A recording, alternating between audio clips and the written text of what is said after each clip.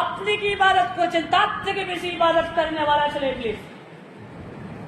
আপনি দুনিয়াতে সে কতবার সিজদা দিয়েছেন?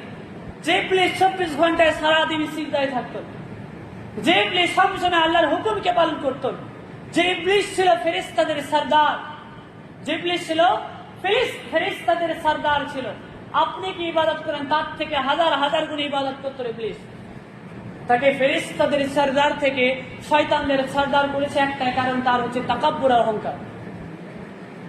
তাকাব্বুর আর অহংকার। যখন আদম আলাইহিস সালামকে যখন বানায়, আল্লাহ পাক বলে, হে আমার ফেরেশতারা, আদমকে তোমরা ইজ্জত করো, সম্মান করো, আদমকে ইজ্জত করে তোমরা সম্মান করো, সিজদা করো। সিজদা মানে ওই নিচে যে সিজদা না, মাথা ঝুঁকিয়ে সিজদা। তো যখন আজাজিলের যখন পালা আসে, তখন আজাজিলকে বলে, হে ফেরেশতাদের সরদার, তুমি এবারে আদমকে সিজদা করো। তখন আজাজিল ফেরেশতা বলে, ওগো আল্লাহ, আমার যে কোমরে ব্যথা, যে সিজদা করতে পারবো না তাও না, আমার যে হাঁটুতে ব্যথা, যে সিজদা করতে পারবো তাও না, আমার যে ঘাড়ে ব্যথা, যে সিজদা করতে পারবো তাও না। ওগো আল্লাহ, আমি সিজদা করতে পারছি না একটাই কারণে, আমার মধ্যে তাকাব্বুর এসে গেছে, যা আমি ফেরেশতাদের সরদার হয়ে আমি কি করে একটা মাটির মানুষকে সিজদা করব?